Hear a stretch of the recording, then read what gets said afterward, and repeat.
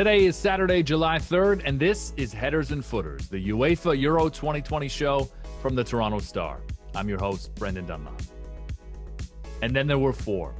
The semifinals set at Euro 2020. And for the neutral, I think you can be pretty excited. Two tasty matchups. One that might be slightly lopsided, but with a lot of emotion. And another that will have fans in Toronto going crazy. Look, I don't know if it's coming home, but England are coming home. A dominating display in Rome with goals from the two Harrys and a first England goal from Jordan Henderson saw the Three Lions cruise to a semifinal for the second major tournament in a row. Did you doubt the Three Lions? Hard to doubt them after that display. England fans were pretty confident seeing the 24th ranked team in the world standing in their way of a return to Wembley, but we're well aware that in each of the last three quarterfinals at the Euros that England played in went to extra time or penalties. The knockout stage, it's just nervy for England fans. You can understand that based on the history. But Harry Kane wasting no time to put England at ease. Scored 3 minutes and 32 seconds into the match. It's the second fastest England goal at the Euros after Michael Owen scored in the third minute at Euro 2004 in Portugal. Harry Kane had gone 356 minutes without scoring a goal. He's now scored 3 in 54 minutes. I think he's going to be okay. And City may have to up their price. Harry Kane's second was England's second in 5 minutes to start the second half, and you knew that Ukraine had nothing left. It was damage control after that for Andrei Shevchenko's men, and I'm sure he wished he could get out there himself. I'll give that England game the full breakdown in a minute. I'm going to bring up a topic, too, that England fans aren't too familiar with, hope. But we found out an hour before kickoff who their opponent would be at Wembley. Wow, a day without extra time. How did that feel for you? Denmark. I mean, what a story. What a team these Danes are. The momentum has been building since they found their scoring boots against Russia. To reach a semifinal for the first time since Euro 92 is incredible. And to get back there 29 years later in the fashion in which they've done it, without their best player and scoring 10 goals, the most that they've scored at a major tournament since the 1986 World Cup, I mean, truly, that is just remarkable. Denmark had a game plan, and they executed to perfection. I mean, it doesn't get much better than scoring an opening goal in the first 5 minutes. And you won't see many outside of the boot crosses better than Joachim Mæhl's. I mean, what a pass to set up Dolberg and double Denmark's lead. Those two first-half goals put the Czechs on the back foot in Baku, but got to give the Czechs credit here. I mean, they battled hard. They came out flying in the second half. Patrick Schick scored again to pull himself level with Cristiano Ronaldo for the Golden Boot lead with 5 goals at Euro 2020. But the attacking changes that the Czechs made were just too little too late. And it does feel like destiny with this Danish team. Denmark were the first team ever to lose their first 2 games and advance to the knockout rounds. And now they're in a semifinal. And about that England side they'll meet.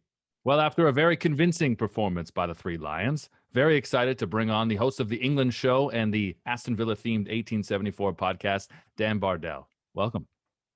Thank you for having me. Yeah, I wasn't expecting to be coming on and talking about as a comprehensive win as it was, but fantastic. Absolutely over the moon with how the game's gone tonight. Well, after England's first few games, and our audience can see by the shirt behind you, those watching on YouTube, and the Jack Grealish current away top that you're wearing, I thought we'd be talking a lot about Jack Grealish, but didn't have to feature. It seemed as though everyone else except Grealish and Foden got minutes against Ukraine, but it's a couple of Harrys that started the goal scoring, and then England just couldn't stop scoring against Ukraine. Yeah, obviously saving Jack Grealish for the final. I'm sure that's what Gareth Southgate was whispering in his ear at the end of the game. Ultimately, they didn't need him. Again, Gareth Southgate's got it right, like he has done so much over the last few games and in his whole tenure as England manager, really. I think he deserves an awful amount of respect. He wasn't the most popular appointment when he came in, but I tell you what, he has worked wonders for this country, and England are in a position that they've never really been in my lifetime, where they're now 2 tournaments running in a semi-final, and hopefully this tournament they can get that one step further and get into the final. And built around defense, it is the defensive sides that win in these tournaments. It's defensive sides that were successful for Gareth Southgate when he was in the England youth setup as well. So you can understand that would have been the focus. I mean, obviously, Tyrone Mings setting the tone, I think, for England in those first two games, having yet to concede a goal. Finally, to score the goals, though, that's got to have a lot of people that would have, been serious doubters of Gareth Southgate, sitting back and appreciating what this Three Lions team has been able to do so far. Yeah, and it is built, like you say, on that platform of being solid and not doing anything stupid and ultimately keeping clean sheets. And I do think that ultimately it will be England and Italy that get to the final, and they're the two teams that defend the best. So it just shows you how important defending is. It's no good being swashbuckling going forward if you can't defend. And we have all these attacking players, but the way we defend is so important. And we've just got so many options now. It's a frightening squad, and genuinely in my lifetime, I've never been this excited about an England side. And I really, really think there's the belief there after the last two games, 6 goals, 2 clean sheets, and just the way they played tonight. They blew Ukraine away in the second half. And I know Ukraine were probably the weakest team left in the competition, but it's still a Euros quarterfinal. It's a tough ask. Those games are never going to be easy. And they just blew them away in the end, and they're just clinical. It was a comprehensive performance. I think this is a very streetwise and astute England side. And again, I'm saying words that I've never, ever said in my lifetime about my country. Yeah, I've been talking about how much I've enjoyed watching Italy play as a Portuguese Canadian. Oh, yeah, That's they're something brilliant. that I've not been allowed to say for forever, but Italy have been brilliant. I'll get to them in a second. But just to go back to Southgate, the reaction of Jadon Sancho being included in this 11, having not featured at all against Germany. What did you make of that when you saw it? Because it seems as though every time that England team comes out 90 minutes before the match, it has a Kim Kardashian effect on the internet. Whatever Southgate does, the internet is going to break. He does because of, as I've said, there's so many good players, especially in those 3 behind Harry Kane positions. Whoever he picks, you're going to be upsetting a very, very good player who plays for a very good club who's got a lot of fans. So there's always going to be a meltdown, whatever team he's picked. But I do feel now Southgate, after the Germany game, he's kind of moved into a territory where he's trusted by probably 80%, 90% of the England fans now, which is a good thing. And as I said earlier, I think he's earned that trust. It does seem funny that Sancho's just moved to Manchester United and then he's suddenly just chucked into the team from nowhere. But one thing I would say is that Southgate seems to treat every game as an individual game, and he's got 26 players to choose from. And he's shuffling his pack and he's making the right calls. And Sancho was the right call for today because they've won the game 4-0. I didn't think he did anything spectacular. He had that one run at the end of the first half, but he's a very, very good player. And as we keep seeing, a very, very good player or multiple very good players are going to be left out week in, week out at the moment, game in, game out. So it's a great position for Southgate to be in, but I would say probably didn't do enough to keep himself in the team for the semi-final. Mm-hmm. Yeah, it's no secret to anyone that listens to 1874 that you bleed claret and blue. And for anyone who's followed my career, they know that that's where my allegiance lies as well. So I do have to ask you about Jack Grealish, of course. I do hope that his agent is not aggressively on the phone trying to get Man City to get a deal done before the final in hopes that Grealish will start in the final. But do you think we'll see him have a bigger impact? And do you like how Southgate has used him? Because all the attention that, he should be starting, look at the impact that he makes. He is a pretty brilliant super sub, isn't he? I wouldn't say I like it because I want him to be in the team. I want him to play, but I cannot argue with what Gareth Southgate has done because we've not conceded a goal, we've not lost a game, we're in a semi-final. So whatever Gareth Southgate has done so far has proven to be right. I thought his use of him in the Germany game, I was a bit worried going into that game. I felt the selection was a little bit safe, only 3 attacking players on the pitch. I thought that would have been an opportunity to start him. But then he comes on against a tiring Germany defence and he completely changes the game and they win 2-0. So I do think he'll continue to have that role. I mean, if I was picking an England team, I would put him in there. But Southgate's got it right, and I think he'll continue to probably use him in that way. I think I'd be surprised to see him come into the team against Denmark now and into a final. But if the game's tight, there's no better player to bring on, and the game wasn't tight tonight, so he wasn't needed. You've got to remember as well, he's coming back from a big injury. He missed 13, 14 games for Villa towards the back end of the season. That's a lot of football to miss, and he only started the last 2 games of the season for Villa, albeit when he came in, obviously Villa picked up 2 wins, which was great to see. But Southgate will use him as he sees fit, and he's got enough credit in the bank to be able to trust him and say, fine, whatever Gareth says goes. Mm-hmm. And, being a tournament manager, you do have to manage men. You do have to manage people and bodies. And I think that against Ukraine, Gareth Southgate shows that he knows how to do that. And you saw how much it meant to the whole squad when Jordan Henderson found that long-awaited Yeah. England goal. So there's such a real chemistry, and I know that you've used a lot of words that you've never used before to describe England, but we've also spoken for quite a few minutes, and you haven't said anything negative. So I do need to ask you, what are your fears going into a semi-final against Denmark and potentially farther, another date at Wembley? Mentioning Wembley is a complete other positive because it's a home tournament for England, and that carries such weight and gives such an advantage, I think, having the England fans behind them. You saw against Germany in the week. That's a massive swing in England's favour, and it's something that none of the other teams will have. So although obviously England could lose to Denmark are a very good side, I wouldn't say I'm worried about anything, because getting to the semi-final, that's a great achievement in itself. And we're well on the way to doing something that we haven't done since 1966 and getting to that major final. And I'm not worried about anything. I don't fear anyone, but football's a funny game. You could play Denmark and get a man sent off in the first 10, 15 minutes and the game's completely changed and everything's against you. So anything can happen. But I wouldn't say there's one specific thing that worries me about this England team, especially off the back of tonight now, because they've scored so many goals, which you would have said has been the one thing that's been missing from the performances. Mm-hmm. Mm-hmm. Well, I know the English love to bet on everything, but unless somehow Pep is in the side, I don't think England's going to have a defender sent off in the first 10 minutes. Certainly not against Denmark in that outing. From what you've seen from Denmark, I mean, they truly do feel like, I've said it several times, a team of destiny right now. What do you think of what they've been able to do? Winning Saturday, punching their ticket to Wembley 3 weeks to the day after Christian Eriksen collapsed on the pitch. It truly is a fairy tale story. It's hard to dislike them as well. It's hard to want to see them fail, but obviously I do want to see them fail because they're playing England.